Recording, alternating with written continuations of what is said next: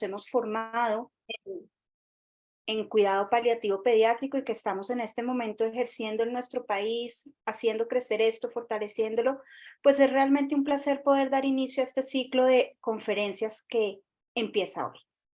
Mm, Aunque más tarde, ya finalizando este encuentro, vamos a puntualizar algunas de estas actividades, cabe recordar que de forma frecuente y continua el grupo de pediatría está promocionando y participando de diferentes actividades académicas a las cuales todos ustedes están cordialmente invitados. En este momento, pues este es el ciclo de charlas que se va a ir dando durante el segundo semestre. Asimismo, tenemos el diplomado en cuidado paliativo para niños, niñas y adolescentes, el curso básico para niños, niñas y adolescentes, y no olvidar pues la participación y el espacio que vamos a tener en el Congreso de Cali el próximo 29 y 30 de noviembre acá en Colombia. La noche de hoy estamos reunidos para iniciar este ciclo de webinar con la presidenta, nuestra presidenta de la asociación, amiga y compañera, colega, trabajadora incansable por el tema del cuidado paliativo pediátrico, la doctora María Adelaida Córdoba. María Adelaida es pediatra de la Pontificia Universidad Javeriana, pediatra paliativista de la Universidad Nacional Autónoma de México y hace parte de los equipos de cuidado paliativo pediátrico del Hospital La Misericordia, la Fundación Santa Fe acá en Bogotá y el equipo de atención domiciliaria Cuidarte, además de, como les comentaba, ser la presidenta de la asociación. La noche de hoy el tema, iniciando con los múltiples temas que podemos hablar desde el cuidado paliativo pediátrico, quisimos iniciar con el tema de cuidado paliativo en el paciente oncológico. ¿Cómo nos unimos los equipos de cuidado paliativo? ¿Cuál es nuestro lugar en nuestra participación y nuestro aporte a la atención de los niños con cáncer desde nuestra visión? Entonces, sin más preámbulos, como dijo Martica, María Adelaida, te doy la voz. Y solamente, antesitos de que María Adelaida inicie, por favor, todas las preguntas que tengan, anótenlas en el chat, que yo las voy recogiendo para hacer preguntas, para poder compartírselas a María Adelaida al final de la presentación que ella tenga, ya que no las haremos a micrófono abierto, sino que las haremos a través del chat. Muchísimas gracias a todos, esperando que lo disfruten y de verdad sea de importante crecimiento y de interés para ustedes. Los dejo con María Adelaida. Buenas noches a todos, muchísimas gracias por estar aquí.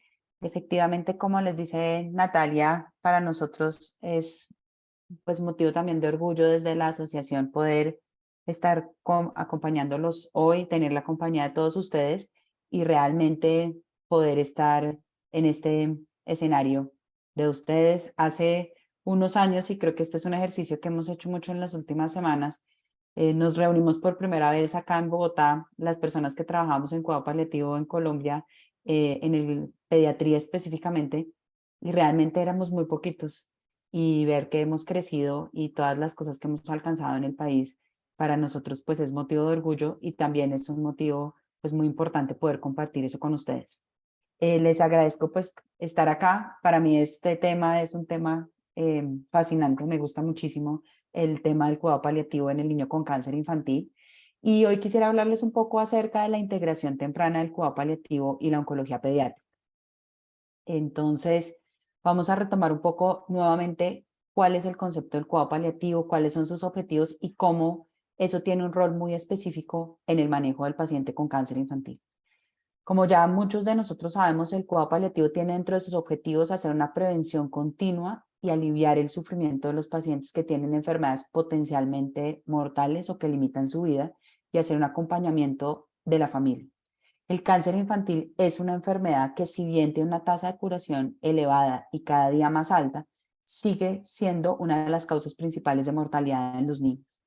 Tiene como objetivo tener un enfoque integral y multidisciplinario de las necesidades físicas, psicológicas, espirituales y sociales del niño y su familia. Y es un enfoque que puede adaptarse y que se debe extender a lo largo de toda la trayectoria de la enfermedad y que incluye, por supuesto, los cuidados al final de la vida, pero que no se puede limitar al cuidado al final de la vida. Y esto es algo muy relevante en el caso específico de los niños con cáncer infantil. El cuidado paliativo tenemos que empezar a entenderlo realmente y apropiarnos de estas palabras cada día las personas que trabajamos en cuidado paliativo, y es entender que es un derecho fundamental para todos los niños que tienen enfermedades potencialmente mortales o que limitan la vida. Y no es una opción, no es simplemente algo que al final de un tratamiento tenía como objetivo curar una enfermedad se ofrece, sino es algo que debe recibir cada paciente desde el diagnóstico. ¿Y por qué debe recibirlo? Porque está enfocado en mejorar la calidad de vida y en atender una serie de necesidades que se ha demostrado que no están satisfechas por los equipos tradicionales de oncología u otras especialidades pediátricas, y que debe permitir a los niños desarrollar sus preferencias y sus valores con respecto al cuidado que quieren tener. Una vez aclarado esto, tendríamos que entender que el cáncer en este momento, el cáncer infantil, es la enfermedad que mayor mortalidad genera en los niños después de un año de vida. Y que si bien nosotros tenemos una carga como paliativistas de manejo de pacientes con una morbilidad muy grande, que dura mucho tiempo digamos, en la vida de un niño, cada día más los niños logran sobrevivir el periodo de la infancia y de la adolescencia y volverse adultos con enfermedades crónicas complejas, pero que el cáncer infantil es realmente una causa de mortalidad muy grande, siendo la segunda causa de mortalidad en el mundo, en los niños entre los 5 y los 14 años, y la primera en algunos países desarrollados. Y una de las cosas que es interesante es que cuando nosotros miramos las supervivencias aisladas y en escenarios de países con ingresos altos, medios, medios altos, medios bajos y bajos, lo que nosotros vemos es que definitivamente la mortalidad por cáncer infantil es muchísimo más frecuente en países con ingresos bajos, con ingresos medios bajos, y esos son los países que tienen menos acceso a cuidado paliativo. Y en Latinoamérica lo que nosotros tenemos es un porcentaje de países, perdón, que tienen ingresos medios altos y otros que tienen medios bajos. Pero dentro de los países está la heterogeneidad, que tenemos territorios que se comportan como altos ingresos y otros territorios con muy bajo ingreso. Y eso hace que la situación latinoamericana sea una situación particular que debe hacernos preocupar, muy dirigido hacia cómo lograr acceso, no solamente para el tratamiento de cáncer infantil, sino para el cuidado paliativo del niño con cáncer infantil, porque tenemos una mortalidad más elevada de la que tienen otras regiones del mundo. ¿Y por qué entonces es importante el cuidado paliativo desde el inicio? Primero, porque nosotros tenemos una expectativa de supervivencia que es menor a la de otros países, pero también porque el cuidado paliativo es fundamental para lograr una supervivencia con una calidad de vida elevada. Y esto es finalmente lo más importante, no es solamente no tener una enfermedad, sino es poder disfrutar y tener la oportunidad de tener una vida con excelente calidad. Y eso es parte de lo que hace el cuidado paliativo, a través de 3 elementos muy importantes. Una comunicación empática, honesta y clara que está dirigida a lograr disminuir al máximo el impacto de la enfermedad a lo largo del tratamiento del paciente. En 2 escenarios. Un escenario que es el cáncer durante el diagnóstico y el tratamiento y en la supervivencia del cáncer infantil.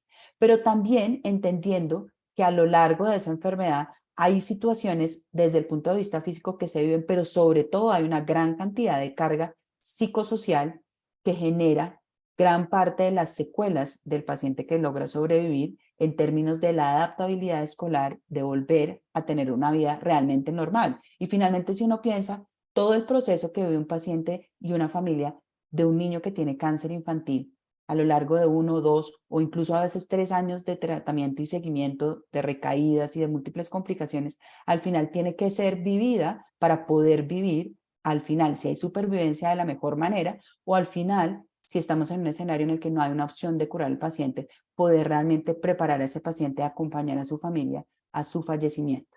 Y eso finalmente es lo que nosotros podemos hacer cuando hacemos un manejo del paciente desde el principio en concurrencia con oncología pediátrica.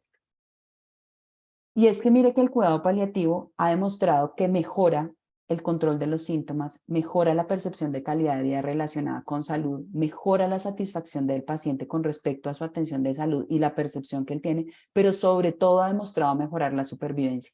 Y creo que eso es algo que es supremamente importante, y es que una de las grandes barreras para acceder a cuidado paliativo es la percepción de que el cuidado paliativo es simplemente un cuidado cuando realmente las alternativas de curación no existen. Pero aun cuando las alternativas de curación no existen, los pacientes que reciben cuidado paliativo logran vivir más tiempo. Y ese sí realmente es parte de nuestro objetivo, lograr que la gente viva más tiempo de mejor calidad. Ahora, ¿cuál es la realidad del acceso a cuidado paliativo pediátrico temprano en los pacientes con cáncer infantil? Y mire lo interesante que es esto. Lo que se ha demostrado es que solamente el 16% de los pacientes con diagnóstico de cáncer infantil son remitidos de forma temprana a cuidado paliativo. ¿Eso qué quiere decir? Desde el diagnóstico. Solamente el 58% de los pacientes que están en recaída van a una valoración por parte de un equipo de cuidado paliativo pediátrico. Es decir, el otro 40% no ha recibido cuidado paliativo pediátrico a pesar de estar en recaída. De ese 58%, solo el 44% logra realmente tener atención intrahospitalaria. Y al final del día, solo el 5% de los pacientes logran tener atención domiciliaria y ambulatoria en los escenarios de cuidado paliativo pediátrico en algunos países similares al nuestro en el sudeste asiático. Entonces, cuando nosotros miramos eso, lo que entendemos es que hay una brecha gigante en la que el 100% de los pacientes deberían tener acceso a cuidado paliativo, pero al final del día, solamente un pequeño porcentaje tiene ese acceso. ¿Y cuáles son las 4 barreras más importantes que se han identificado? Primero, tenemos realmente muy pobre acceso a medicamentos esenciales para el alivio del dolor y el sufrimiento. Entonces, a veces realmente las intervenciones de cuidado paliativo están limitadas porque no hay acceso a un tratamiento específico para aliviar el dolor. 2, hay un número limitado de servicios de cuidado paliativo pediátrico. Y esto es algo que definitivamente viene cambiando y parte de lo que hemos logrado demostrar y ver es que ha crecido la oferta de servicios de cuidado paliativo pediátrico y tendremos que trabajar en cómo mejorar la calidad de esos servicios, pero se están empezando a desarrollar. Hay una limitación clarísima en el desarrollo y la implementación de modelos de atención en cuidado paliativo y oncología pediátrica. Hay muchos países en nuestra región como Latinoamérica y hay muchos sitios al interior de los países que todavía no tienen modelos de atención específicos, no solo de integración, sino que están luchando con hacer modelos específicos para oncología pediátrica y para cuidado paliativo pediátrico y les cuesta mucho trabajo pensar en cómo se pueden hacer esas interacciones. Y finalmente tenemos percepciones erróneas de que el cuidado paliativo se limita simplemente al cuidado al final de la vida. Y esta es la realidad para los médicos y es la realidad para los pacientes, pero cuando nosotros le preguntamos a los pacientes si a ellos les interesaría tener cuidado paliativo desde el principio y si les interesaría tener esto como parte de la atención durante su tratamiento oncológico, lo que nosotros vemos es que el 86% de esos papás y esos pacientes dicen yo quisiera cuidado paliativo pediátrico desde el principio. Yo hubiese preferido que a mi niño lo vieran desde el principio. El 89% considera que el cuidado paliativo es fundamental dentro de las instituciones hospitalarias y en la medida en la que tiene acceso por primera vez a un servicio de cuidado paliativo, solicita que ese servicio se vuelva recurrente y que esté en cada hospitalización. Y el 95% desearían haber recibido información de cuidado paliativo como parte del tratamiento integral para sus hijos. Entonces, cuando nosotros vemos esto, lo que vemos es que definitivamente tenemos que buscar una forma en la que podamos resolver esas necesidades de los pacientes que no son solamente exclusivas al final de la vida, sino que también se presentan al principio y que están muy ligadas a realmente brindar una atención de calidad en oncología pediátrica. El cuidado paliativo, entonces, es una solución, no es un problema. Y creo que hay muchos como escenarios en los que se ha intentado explicar esto, porque nos cuesta trabajo pensar que el cuidado paliativo pediátrico es la solución a muchos problemas y no solamente digamos, el último as o el último joker de la baraca que se tiene para decir, como ya no hay nada que hacer, vamos a llamar a los de cuidado paliativo. ¿Y por qué es una solución? Porque se encarga de trabajar día a día para mejorar la calidad de vida y permitir a los pacientes una comprensión adecuada del pronóstico y del diagnóstico. El cáncer infantil, al igual que otras enfermedades, es una enfermedad llena de incertidumbre y esa incertidumbre es a veces difícil de comprender. Disminuye el dolor, el sufrimiento y la incertidumbre. Nos permite clarificar cuáles son las metas del cuidado para el paciente y su familia. Y muchas veces no solamente cuando son en un escenario paliativo exclusivo, sino desde el diagnóstico. Está demostrado que fortalecemos la comunicación, la toma de decisiones y la percepción de satisfacción del paciente y su familia con respecto a la atención en salud que recibe cada uno de ellos. Y nos permite también ayudar a coordinar el cuidado médico en diferentes escenarios de cuidado de acuerdo a las necesidades del paciente. Entonces, definitivamente somos un elemento que favorece esa comprensión de todas las situaciones que puede tener un paciente. Y una de las cosas que es muy importante es entender que el sufrimiento es algo personal y que se vive a lo largo de toda la condición de la enfermedad y de toda la trayectoria de la enfermedad. Y que no es que el paciente y su familia sufran menos cuando hay alternativas de manejo con intención paliativa o con intención curativa, sino que sufren no importa el momento de la enfermedad en el que esté. ¿Por qué? Porque el sufrimiento es una situación de experiencia, es experiencial. En ese escenario, una de las cosas que tenemos que tener en cuenta definitivamente, perdónenme que acá, es que si nosotros volvemos la muerte y el sufrimiento un problema que médicamente tenemos que resolver, y que cada uno de los pacientes y su familia tiene que ir caminando, entonces lo que hacemos ahí es limitar un desenlace a vivir libre de enfermedad o a estar vivo independientemente de la condición de esa vida. Y ahí la muerte y el sufrimiento se vuelven la vergüenza de nuestra profesión. Entonces, una de las cosas que es muy importante es entender que los desenlaces en cuidado paliativo van a ir ligados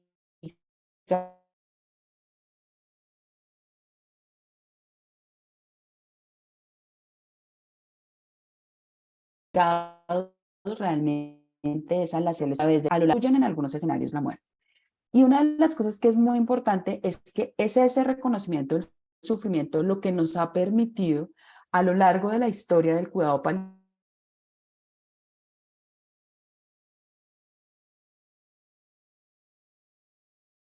de niños empezar a entender el diagnóstico de una enfermedad. Y cuando nosotros miramos esta escala en el tiempo que ustedes pueden ver acá, lo que ustedes se dan cuenta es que más o menos es hacia 1980 que nosotros realmente empezamos a entender, primero, que el niño no es solamente un objeto de cuidado, sino que es un sujeto de derecho y que como sujeto de sí mismo, y que ese sufrimiento del niño no es simplemente una traducción del sufrimiento de la mamá y de su familia, sino que es un sufrimiento personal. Y a través del sufrimiento personal y de la familia que tiene ese niño alrededor, podemos empezar a entender que la enfermedad y el paciente con una enfermedad se tiene que cuidar desde que recibe un diagnóstico de enfermedad. Y no solamente cuando nos dedicamos a hacer un cuidado hacia el final de la vida. Y entonces tendríamos que hablar de si un paciente con cáncer sufre o no, y si tiene sufrimiento físico, si tiene sufrimiento psicosocial o no. Y aunque ustedes crean que esto parece sencillo de responder, lo que nos hemos dado cuenta es que de forma sistemática, en muchas oportunidades, los médicos y los equipos de salud no reportamos ese sufrimiento. Nos cuesta mucho trabajo reconocerlo. Y una de las cosas que es interesante y que hablamos del elefante en la habitación, nunca vamos a poder tratar de o entrar al elefante o sacar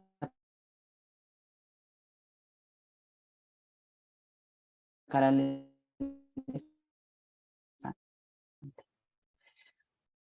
Cerca del 100 durante el tratamiento oncológico reportan náusea y vómito como una complicación durante el tratamiento oncológico. Y así lo pueden ver ustedes, con la fatiga, con el dolor y con la ansiedad. Es decir, de forma sistemática nos cuesta mucho trabajo reconocer los síntomas de los pacientes y para los pacientes es muy claro cuál es ese sufrimiento que tienen y para los equipos de salud el 45% de esas quejas son cambios en el comportamiento. No son realmente síntomas o situaciones de sufrimiento que reciben y perciben los pacientes. Y esa es gran parte del problema. Nos cuesta muchísimo trabajo reconocer el sufrimiento y creemos que el desenlace más relevante para los pacientes y para la familia es el mismo que es para muchos de nosotros y es que los pacientes estén vivos. Nos cuesta mucho trabajo entender que hay otras preocupaciones adicionales que el niño con cáncer tiene y que sí son particulares al niño con cáncer y no son necesariamente iguales en niños con otras patologías. Entonces, ¿qué hace el cuidado paliativo a lo largo de esta enfermedad? A lo largo de esta enfermedad se encarga de manejar síntomas, de hacer manejo de síntomas emocionales, sociales y espirituales. Se encarga en gran medida de hacer procesos de comunicación de malas noticias, de buenas noticias, comunicación con los otros equipos de salud, es un puente que permite realmente que haya una comunicación continua entre los equipos tratantes y las familias. No siempre esa comunicación es fluida, y también nos debemos concentrar en hacer una evaluación continua de la calidad de vida y coordinar actividades que realmente propongan para que la familia esté en mejores condiciones de funcionalidad y de dinámica. Entonces, finalmente nosotros deberíamos empezar a entender que el cuidado paliativo es un puente que tenemos que tejer cada uno de nosotros como equipos de salud y en conjunto con la familia para poder realmente llevar a ese paciente a lo largo de la trayectoria de la enfermedad, desde un escenario de una enfermedad que tiene dos desenlaces posibles, grandes y varios en la mitad, pero dos grandes, que es curación o fallecimiento, y unos escenarios en la mitad que probablemente estén relacionados con recaídas y que estén relacionados también con complicaciones y toxicidad asociada al tratamiento que pueda llevar a una nueva enfermedad como desenlace. Entonces, el cuidado paliativo tiene múltiples vías de entrada y tiene muchos puntos claves que son fundamentales para poder entender de dónde se desprenden esas tareas y esas intervenciones. La otra característica fundamental que tiene el cuidado paliativo es que es una atención multidisciplinaria. Realmente sería pretencioso pensar que solo un área disciplinar podría cuidar de forma holística y entender todo el abordaje que necesita un paciente en sus necesidades físicas, emocionales, psicosociales y también espirituales. Y una de las cosas que es muy importante tener en cuenta acá es que sin un equipo de cuidado paliativo va a ser muy complejo poder brindar realmente ese alivio, porque las enfermedades graves que amenazan la vida de los pacientes son muy complejas para ser abordadas solo por una disciplina. Entonces, ¿cuáles son los puntos claves de entrada para el cuidado paliativo pediátrico? Inicialmente hay una propuesta de un grupo de personas latinoamericanas en las que se propone, mire, uno debería empezar a medir y a tener indicadores muy específicos de cuándo se inicia el tratamiento por parte de cuidado paliativo en paciente con oncología, de oncología pediátrica. Y digamos que uno de los puntos que se consideran claves es poder iniciar el tratamiento oncológico ya con acompañamiento de cuidado paliativo. ¿Eso qué significaría? Que realmente todos los pacientes pudiesen tener atención desde que se hace el diagnóstico y desde que se empieza el tratamiento para que esas complicaciones posibles del tratamiento puedan ser abordadas de forma precoz. Eso durante todo el tratamiento y finalmente, al final, cuando el paciente logra o entrar en un escenario de supervivencia que puede tener complicaciones y que puede tener episodios secuelares y es parte de lo que se ha discutido en este momento en oncología pediátrica y es cómo cuidamos a los pacientes que son supervivientes pero que tienen comorbilidades y secuelas graves del tratamiento y que requieren ahora en ese escenario un cuidado especial por parte de un servicio de cuidado paliativo en un escenario de un, digamos, oncológico pero no oncológico o finalmente los pacientes que progresan al fallecimiento. ¿Cómo se puede, digamos, empezar a articular esto? Ya les voy a mostrar un poco la propuesta que hemos trabajado desde Asocupac y que hemos hecho en conjunto con algunos de los colegas que están acá. Pero antes quisiera mostrarles qué opciones de modelo de atención de cuidado paliativo y oncología pediátrica podríamos tener y que ya están descritos en otras partes en otras instituciones y en otros países. Y es pensar en modelos que realmente pudiesen integrar todas las necesidades de un paciente cuando no hay servicios específicos de cuidado paliativo que puedan cumplir un rol específico, y con específico me refiero, solamente los tenemos para ciertas enfermedades, los tenemos como una clínica flotante que va de un lado para el otro, lo tenemos en un lugar inmerso específico donde las personas no tenemos acceso a cuidado paliativo, pero podríamos hacer intervenciones de telesalud. Y en ese escenario se han planteado 5 modelos para el cuidado paliativo pediátrico en oncología pediátrica, y uno es la clínica flotante, que es la clínica que es todo el equipo que va de forma sistemática a buscar al paciente, no importa dónde esté el paciente, de forma activa. No importa si está en la unidad de cuidado intensivo, no importa si está en escenario ambulatorio, si está en escenario de hospitalización programada, por un lado recibir tratamiento con quimioterapia, o si al contrario viene a una hospitalización no programada por una complicación, y en el que no importa la patología de base del paciente, hay un servicio de cuidado paliativo pediátrico que es capaz de satisfacer las necesidades de todas esas patologías oncológicas. Otras clínicas que están basadas en desenlaces y son clínicas en las cuales es tampoco el recurso de cuidado paliativo, pero existe, que se hace como un escalonamiento de cuáles son los pacientes que se benefician de forma primaria de tener esa valoración por parte de cuidado paliativo. Eso implicaría a todos los pacientes en final de vida, todos los pacientes sin opciones de tratamiento curativo por parte del servicio de oncología y los pacientes que están en trasplante de células progenitoras hematopoyéticas y los pacientes que están en recaída o los que cada institución decide. Hay otros escenarios de clínicas integradas por enfermedad, entonces el equipo, por ejemplo, de leucemias agudas tiene un equipo específico de cuidado paliativo que maneja leucemias, la clínica de tumores del sistema nervioso central tiene un equipo de cuidado paliativo que está integrado a esa clínica específica. Otras clínicas que están basadas en consulta y básicamente son modelos en los cuales los servicios de cuidado paliativo no hacen demanda inducida de la atención por parte de cuidado paliativo, sino que al contrario, solamente funcionan como interconsultas y tienen una serie de criterios de interconsulta que son específicos para cada institución, y modelos de clínicas en telesalud, que son instituciones grandes, usualmente de referencia de oncología pediátrica, que trabajan en contacto con otras instituciones de menor complejidad en oncología pediátrica, pero que tienen servicios de oncología pediátrica o servicios de pediatría de segundo nivel de atención donde se manejan algunas complicaciones del niño con cáncer, y esas asesorías se hacen de forma, digamos, a través de telesalud y de telemedicina. Y todos esos son modelos que podrían funcionar y están en este momento implementados en diferentes instituciones con diferentes desenlaces favorables en los que realmente se intenta hacer una adaptación de la atención a los pacientes, priorizando quienes tienen más necesidades, esto en relación con que hay un personal escaso de cuidado paliativo pediátrico. Entonces, todos estos modelos son modelos que se tendrían que empezar a pensar para las instituciones en las que cada uno de nosotros trabajamos y de cómo podemos realmente como optimizar el recurso que existe, siempre teniendo en cuenta que el objetivo debe ser lograr la cobertura para todos los pacientes. Nosotros al interior del grupo de pediatras de Asocupac, somos un grupo de 6 pediatras que venimos trabajando ya desde hace muchos años y al que les invitamos a participar a todos los que están acá. Hemos creado este modelo que se ha propuesto para el país dentro de la Ruta de Atención Integral de Cáncer Infantil, en el que incluimos en principio todos estos puntos de entrada. Primero, el diagnóstico, con un objetivo de hacer una valoración inicial por el pediatra paliativista, de hacer unas intervenciones que estén de acuerdo a esa identificación de necesidades que se haga y definir de acuerdo a eso una ruta inicial de cuál sería la periodicidad que requiere cada paciente y dependiendo del recurso que haya dentro de cada institución que atiende cáncer infantil, definir también cuál es la probabilidad de que ese paciente pueda recibir cuidado paliativo a lo largo de todo el tratamiento y no solamente en momentos específicos de la atención.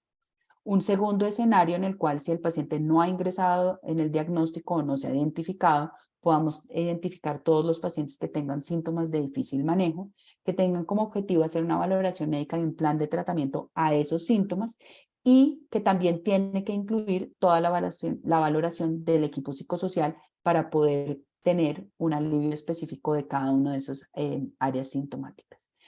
Por otro lado, efectivamente, todos los pacientes con enfermedad avanzada, en los cuales hay escenarios de recaída, de progresión entre tratamiento de la enfermedad, o los pacientes que entren a estudios experimentales. Una de las cosas que tendremos que tener en cuenta es que en la medida en la que se logra avanzar en la medicina y en la investigación clínica, hay pues experimentos clínicos que se pueden empezar a desarrollar en algunas de las instituciones en las que trabajamos y todos esos pacientes deberían tener también una valoración por parte de cuidado paliativo. Adicionalmente, los pacientes que están recibiendo trasplante de células progenitoras hematopoyéticas, independientemente de cuál sea su patología de base, esto muy ligado a la mortalidad esperada y a las complicaciones que se esperan en un paciente que recibe un tratamiento con trasplante. Por supuesto, todos los pacientes que están en un escenario de cuidado paliativo exclusivo en el que no hay una alternativa específica de tratamiento diferente a aliviar los síntomas y acompañar al paciente en el proceso del final de su vida, los pacientes que están al final de la vida y una nueva categoría que ingresaría a una ruta de atención del paciente con condición clínica crónica compleja, que sería el paciente superviviente de cáncer infantil con secuelas graves. Esta es la propuesta que ha hecho la Asociación para el Ministerio de Salud de Colombia. Eso fue digamos, una solicitud de ellos explícita y este ha sido parte pues, de los trabajos que nosotros hemos venido adelantando desde la asociación. Ahora, estos son los modelos que nosotros proponemos para el país, es lo que creemos que son los puntos claves, pero sí tenemos que tener en cuenta que esa no es la realidad del acceso que tienen los pacientes en nuestro país, ni en ninguno de los países. Lo que se ha demostrado realmente es que seguimos teniendo un tiempo para la consulta de cuidado paliativo que es muy tardía, ¿sí? Y cuando nosotros miramos, básicamente es menos el porcentaje de las personas que deberían recibir cuidado paliativo el que realmente lo reciben. Y básicamente lo que nosotros tenemos que pensar es en cómo seguimos resolviendo esta barrera. Porque a medida que va pasando el tiempo, esta barrera empieza a estar mucho más relacionada con una percepción médica errónea de que el cuidado paliativo es algo que solo se puede hacer al final de la vida. Y ya va a empezar a dejar de ser porque no hay acceso a los servicios, porque cada vez tenemos más servicios. Entonces tenemos que empezar a ver cómo logramos romper esa brecha, y creo que esa es parte de los retos nuevos que tenemos en cuidado paliativo de niños, y es, ya tenemos más visibilidad, por supuesto nos falta muchísimo más, pero una de las cosas que tenemos que empezar a romper es ese mito de que esto es algo solamente para el final de la vida.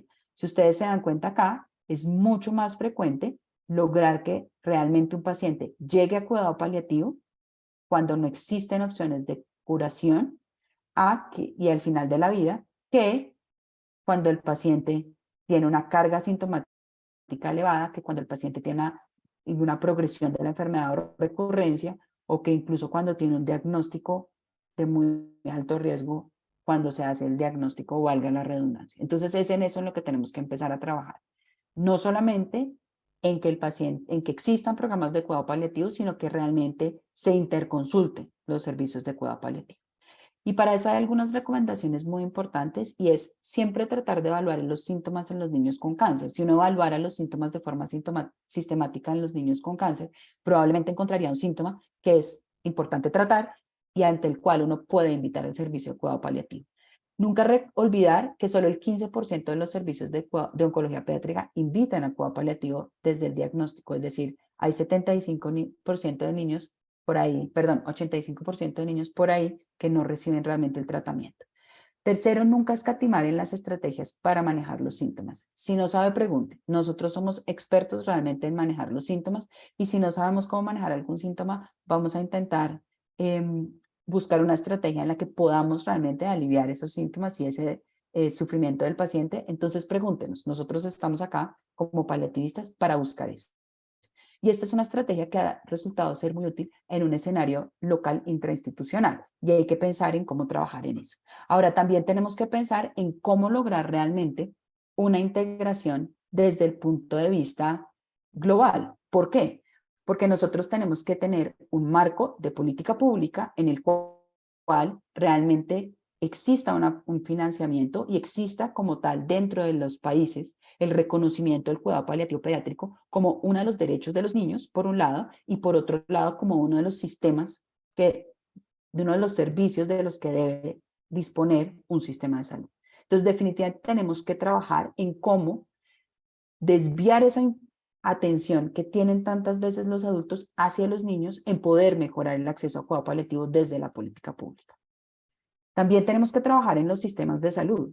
¿En qué? En realmente buscar la forma de que se reconozca toda el entrenamiento y el talento humano específico para cuidado paliativo pediátrico. Esa es una de las grandes luchas que tenemos en nuestra región, y que es también un problema en nuestro país, en Colombia, porque definitivamente no se hace muchas veces un reconocimiento diferencial de cuáles son esos entrenamientos y ese conocimiento específico y formación que debe tener el talento humano que atiende niños con necesidades paliativas en un servicio de cuidado paliativo. A nivel organizacional, sí que hay un reto, y es tratar de convencer a las instituciones, cuando no las hemos terminado de convencer, de que el cuidado paliativo es una estrategia que cumple un propósito muy específico, que es mejorar realmente todo el tema de la atención en salud, de la calidad de la salud, pero además también de la calidad de vida de los pacientes que reciben atención en la institución, y que además de todo nos permite generar un ahorro de sufrimiento y un ahorro económico en tecnologías que no son necesarias siempre para poder cuidar a un paciente. Y a nivel individual de los proveedores de salud, de los pacientes y de las familias, tenemos que seguir trabajando en romper ese mito de que el cuidado paliativo es solo acerca de la muerte, romper las barreras culturales de que realmente lo único importante es estar vivo, no importa la condición en la que se esté vivo, pero también en hacer nuevamente al cuidado paliativo ese uno de los elementos fundamentales que ayuda a dirigir el tratamiento de un paciente. Ese es uno de los retos más grandes. Entonces, para la clínica siempre hay que pensar en unos puntos muy específicos que difieren a veces de las necesidades nacionales o de las necesidades regionales que pueda tenerse en cuidado paliativo. Siempre que hay que tener en cuenta, priorizar, aliviar los síntomas y siempre encontrar una forma de invitar al cuidado paliativo a través de un síntoma o a través de alguna forma para que el cuidado paliativo pueda asistir. Y recordar siempre que somos un equipo, que no necesariamente todas las necesidades las va a cumplir un área disciplinar y que esa atención por parte de todo el equipo es la que finalmente va a permitir que todo el equipo de cuidado paliativo conozca la situación de un paciente, pero además nos va a poder permitir brindar y establecer una serie de estrategias desde cada área disciplinar para poder aliviar el sufrimiento. Siempre reflexione y piense, si usted es paliativista, que usted no es una especialidad adjunta, que usted es una especialidad fundamental y que hace parte de la atención integral del paciente y no es la última opción.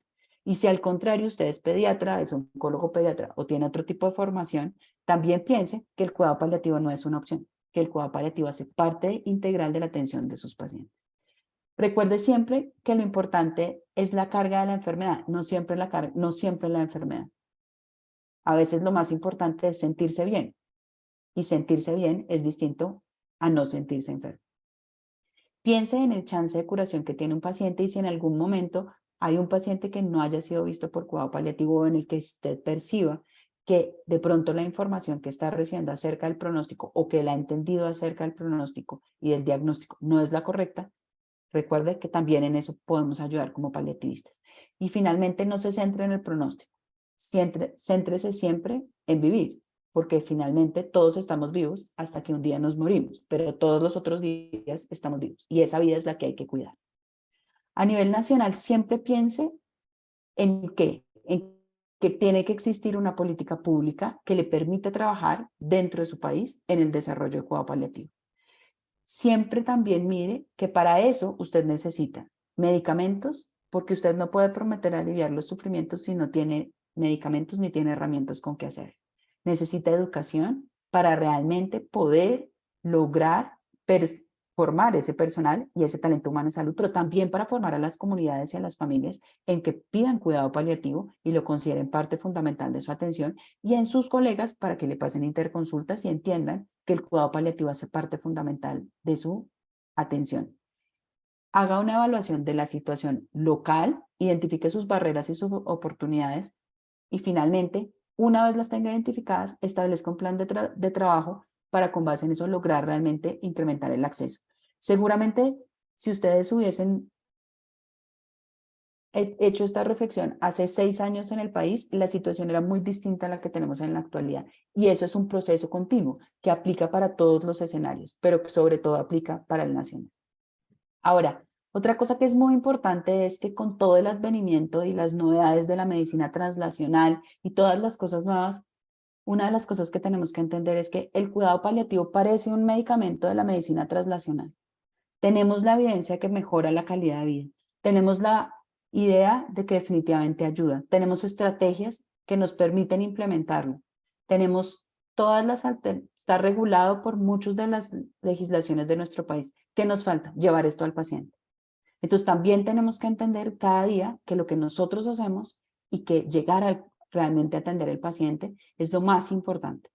Es decir, todo esto tiene que ser el fundamento y la base para que los pacientes vivan mejor, que finalmente es el objetivo más grande de nosotros como personal de salud, pero también de nosotros como paliativistas.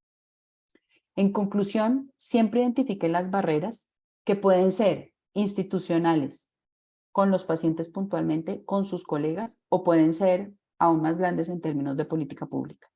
Cada oportunidad que usted vea, utilícela para hablar de cuidado paliativo, para poder llevar el cuidado paliativo a cada uno de los pacientes, porque el cuidado paliativo realmente logra mejorar el sufrimiento.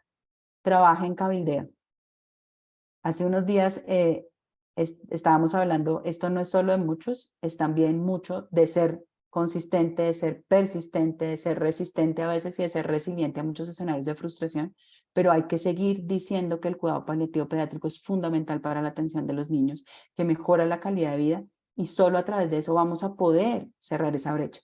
Trabaje con las asociaciones nacionales, con las asociaciones regionales, si es el caso de su país, para poder hacer ruido y realmente lograr que los pacientes tengan acceso a esto, a lo que tienen derecho y que ha demostrado tener una excelente calidad y mejorar su calidad de vida, que es nuestro objetivo más grande. Que todo lo que nosotros logramos demostrar que funciona, lo podemos llevar a los pacientes. El cuidado paliativo definitivamente funciona. Muchísimas, muchísimas gracias. Bienvenidos a participar en la asociación, bienvenidos a participar en el congreso y muchísimas gracias por estar acá. Bueno, muchísimas gracias, María Adelaida, por esta presentación que nos permite ver todos los momentos, espacios y, digamos, razones de estar nosotros como cuidado paliativo en el cuidado de los pacientes oncológicos y, bueno, un poco también el escenario y la panorámica de la realidad con la que nos estamos jugando, pues porque esa es. Y como tú dices, pues, menos mal, es muy diferente a la que nosotros nos tocó hace 6 años cuando estábamos empezando este camino, pero siempre es susceptible y es obligatoria la mejora de esta. Dentro de las preguntas que hicieron en el chat, hay una de las participantes que preguntaba que en tu experiencia, ¿cómo cómo ha sido tu experiencia en el manejo de pediatras tratantes o médicos tratantes que no acepten el cuidado paliativo y la readecuación de objetivos? O sea, ¿cómo ha sido trabajar con eso? Si lo has vivido y cómo pasamos esa barrera. Bueno, yo creo que por supuesto que lo he vivido. Yo creo que una de las cosas que me ha ayudado a mí mucho en eso es tratar de entender al otro desde su postura. Y la gran mayoría de las veces, por no decir siempre, esas personas que tienen que son tan reacios al cuidado paliativo pediátrico y en general la adecuación del esfuerzo terapéutico, lo hacen realmente porque creen que la mejor alternativa es seguir tratando a un paciente.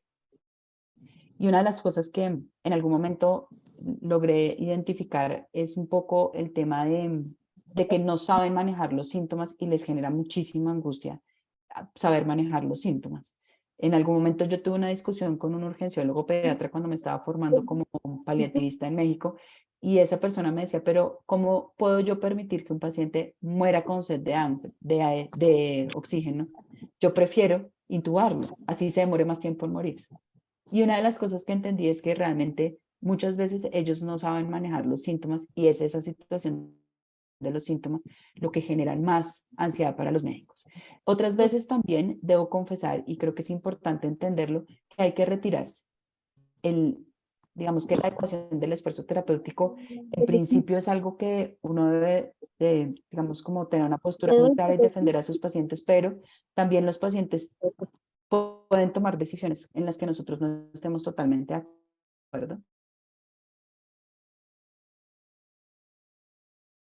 Que no se van a poder resolver o que definitivamente no van a llevar a resolver una situación específica y al contrario van a generar un conflicto más grande en el que una de las cosas que puede pasar es que no vuelvan a llamar al equipo de cuidado paliativo a asistir a una intervención o que definitivamente se rompa como esa relación con otro médico tratante. Muchas veces no es inteligente y al contrario puede generar una ruptura del equipo. Entonces algunas veces también he entendido que hay que irse y creo que hay peleas que no hay que dar, sino que hay que más bien entender un poco cómo, no, cómo escoger las batallas que hay que pelear.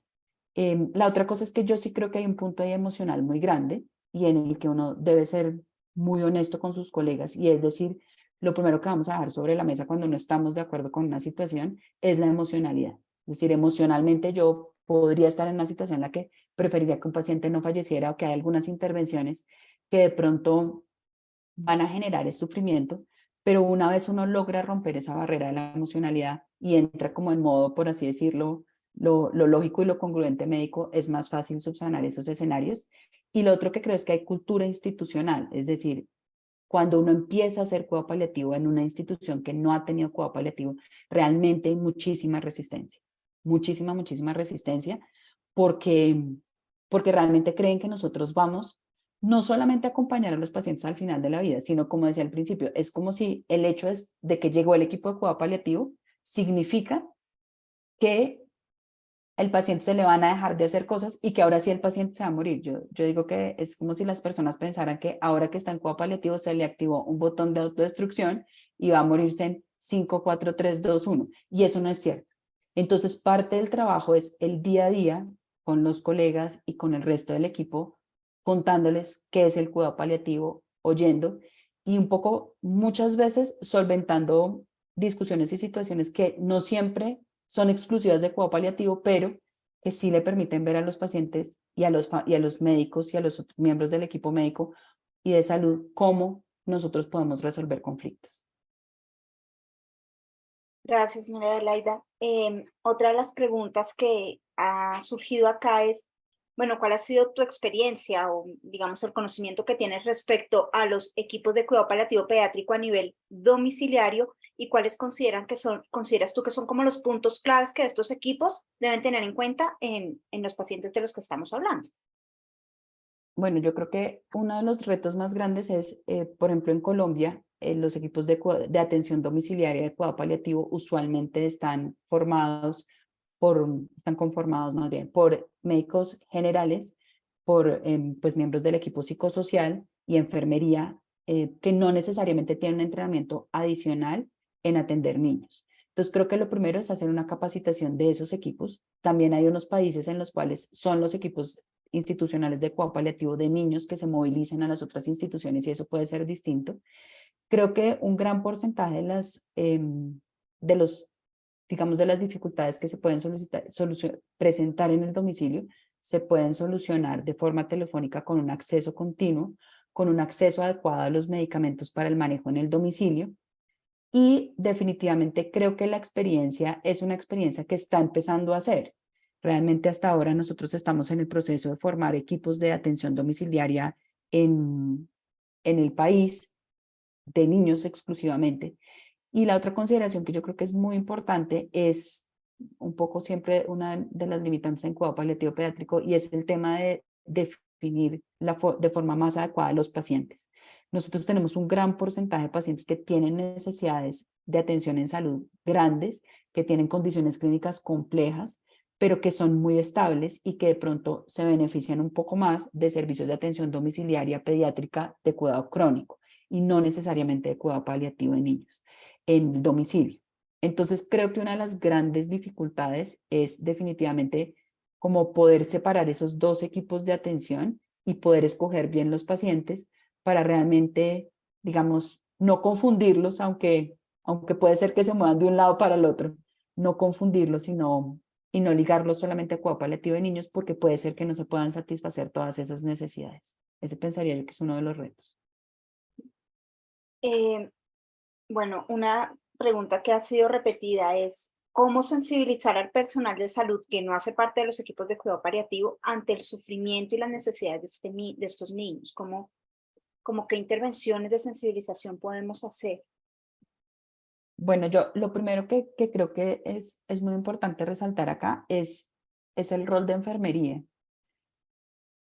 Parte de lo que se ha mostrado realmente en muchos escenarios es que enfermería es el primer servicio y es la primera área disciplinar que identifica el sufrimiento. Entonces, definitivamente, el tema de poder hacer una comunicación continua con el personal de enfermería dentro de los pisos probablemente es una de las mejores estrategias para poderlos sensibilizar frente a los síntomas.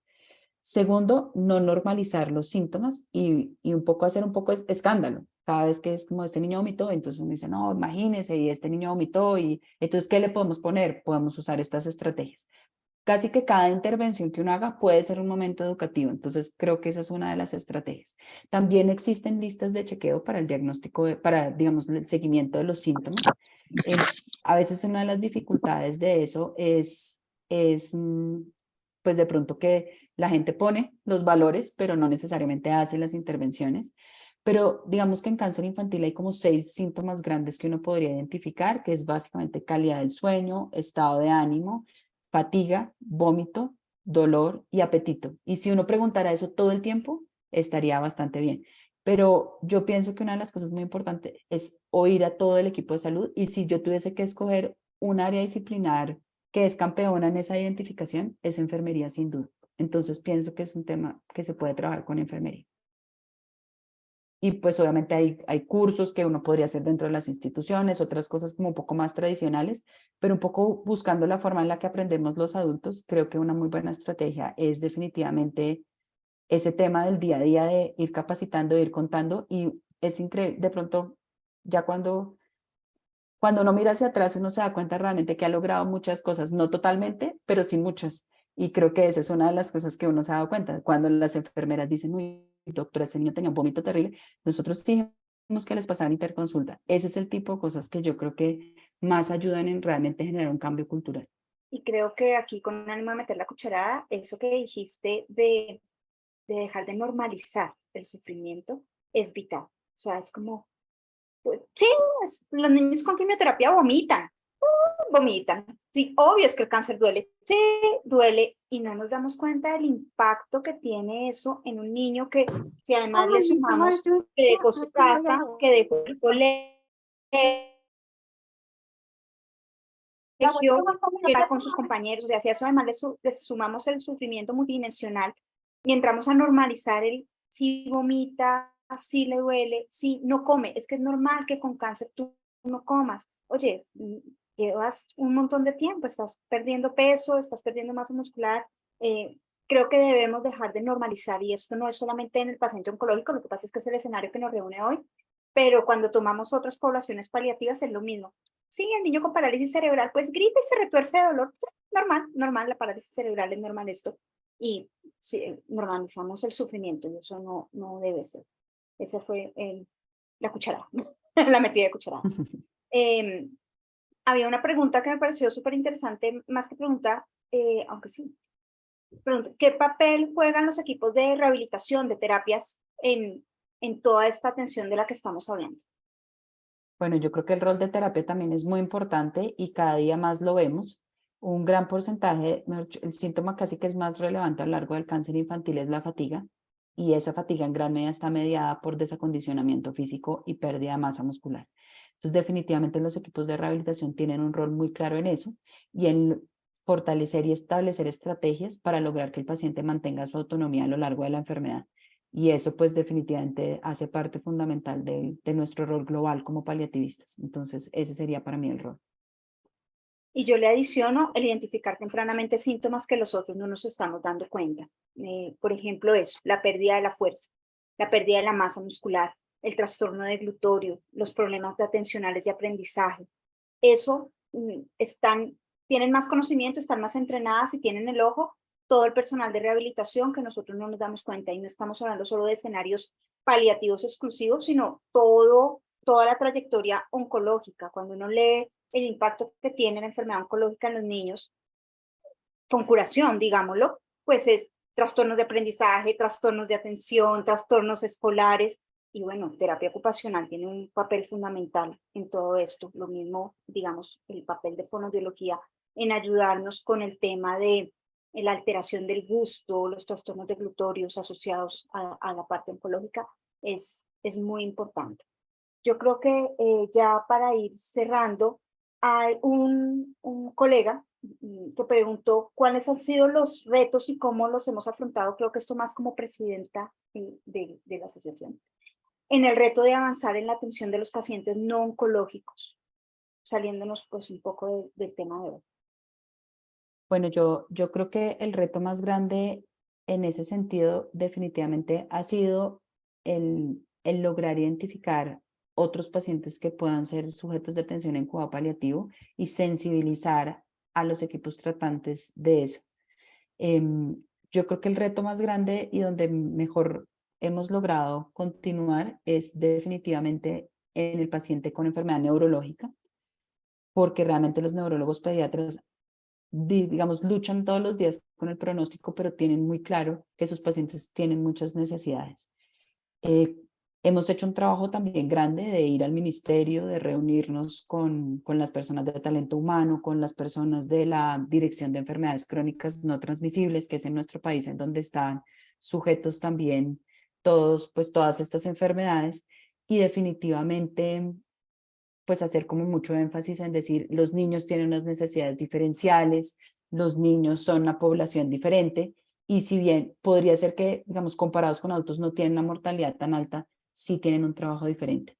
Hemos trabajado también en conjunto con el Observatorio Colombiano de Cuidado Paliativo, se ha hecho un trabajo muy grande con ellos, con la Sociedad Colombiana de Pediatría, especialmente en la regional Bogotá, digamos, por temas de que muchos de nosotros estamos en Bogotá, en realmente poder hacer como un levantamiento de esa información, y, y eso creo que nos ayuda muchísimo a entenderlo. Digamos que los presidentes previos de la asociación también, muy, si bien no eran pediatras, pues muy sensibles al tema de pediatría, y también pues creo que nosotros nos hemos unido entre nosotros para poder realmente liderar y llevar en la medida en la que podamos, cada vez que tenemos la oportunidad, alzar la voz y decir, los niños tienen estas necesidades, y cada uno a nivel de, pues digamos, institucional y donde está trabajando, en lograr también, pues, sensibilizar todos los días a esas personas en mostrarles los beneficios que puede tener el cuidado paliativo para sus pacientes.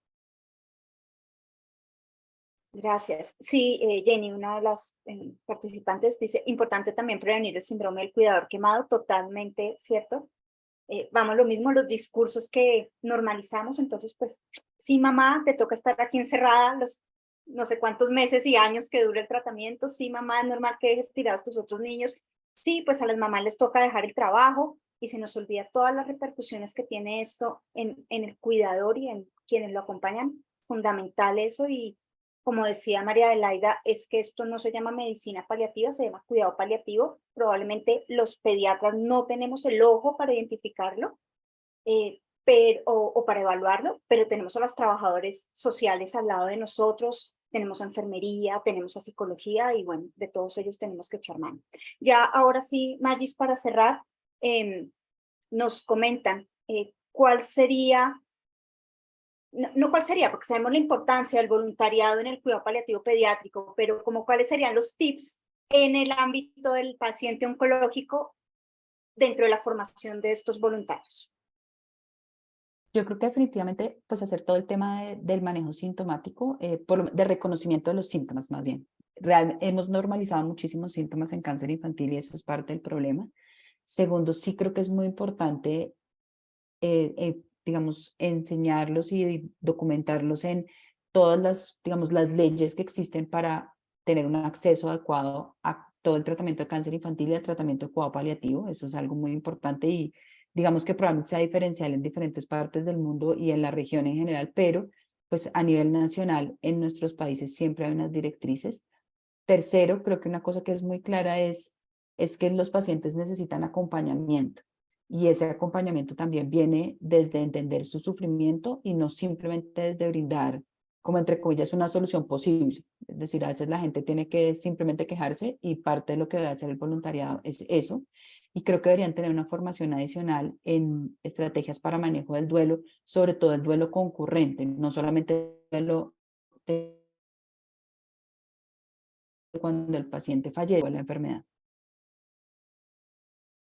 Eh, Solamente para uno de los colegas que preguntó sobre la sistematización de los datos, al menos en Colombia, nosotros cada institución, no sé si eres de Colombia, cada institución tiene su propio sistema de historia clínica. Algunos tienen incluido el registrar los síntomas, otros lo tenemos que incluir dentro de nuestros formatos de evolución comunes y corrientes, que son como si fueran archivos de escritura. Entonces, no, a nivel nacional no hay una sistematización para el registro y poder hacer investigación, y inclusive podría decir que a nivel institucional la mayoría de nosotros no tiene, digamos, plantillas que hagan parte de los procesamientos de datos generales para poder llevar un registro de datos de control de síntomas a uno de los comentarios que hicieron.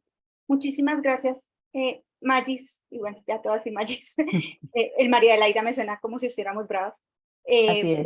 Por la presentación, por todo lo que tienes para compartir con nosotros, realmente enriquecedor tanto para las personas que estamos día a día afrontando estas situaciones como para todos aquellos que lo hacen desde lo ambulatorio, pediatras de apoyo de los servicios de oncología, pediatras de urgencias, médicos generales de todos los espacios que tenemos en nuestros países. Ya para cerrar, realmente solo quisiera compartirles, y me disculpan un segundo porque ahora se me perdió, como les comentaba Marta al inicio de la presentación, el 20 de julio tenemos inicio de el nuevo, pues digamos, de la nueva corte del diplomado que desde hace 2 años venimos trabajando en conjunto a Socupac con la Sociedad Colombiana de Pediatría y quisiéramos pues invitarlos y hacerlos partícipes de este. Discúlpenme que a veces esto es un poco tedioso. Entonces, para inicio, el próximo 20 de julio, ya es ahorita en 3 semanas, es un diplomado que hemos organizado en conjunto, Socupac, la Sociedad Colombiana de Pediatría Regional Bogotá, está avalado por la ALSP, en el cual hemos querido reunir a diferentes docentes, todos inmersos en el área del cuidado paliativo pediátrico. Hemos trabajado en conjunto para crear este programa formativo que es virtual a sus tiempos a través de una plataforma que utilizamos con encuentros virtuales sincrónicos sobre temas muy específicos y que nos solicitan.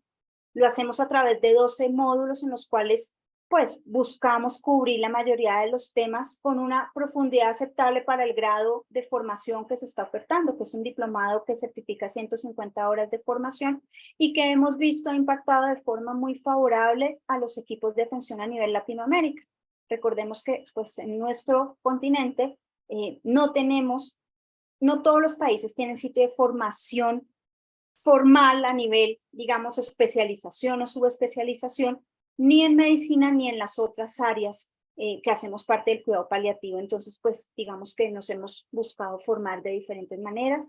Los invitamos cordialmente a que hagan parte de este grupo de formación. Bueno, acá tenemos algunos de los valores, pero más que los valores, les quería compartir es a dónde pueden escribir al correo pediatriabogotá@gmail.com o en la página de la Sociedad Colombiana de Pediatría Regional Bogotá, o creo que Martica en el chat les envió también un link para quienes estén interesados y nada más. Eso era lo que queríamos compartirles el día de hoy. Esperamos realmente que haya sido de valor para todos ustedes y los esperamos en los próximos webinars que se estarán avisando oportunamente para que puedan pues hacer parte de esta comunidad, inscribirse, escribirnos a los correos de Socupac, unirse a nuestras redes. Y bueno, acá estamos el grupo de pediatras paliativistas de Colombia y de Socupac para apoyar a todos aquellos que necesiten. Muchísimas gracias. Gracias, Magis, por tu presentación. Gracias a todos ustedes por haber estado. Y yo creo que vamos cerrando ya este encuentro de hoy. Muchísimas gracias. Que estén muy bien. Hasta luego. Bueno, chao.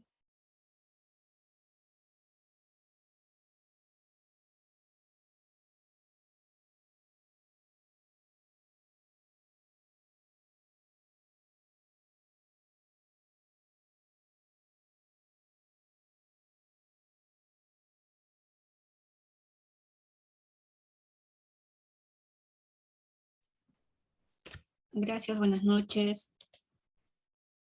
Hasta luego.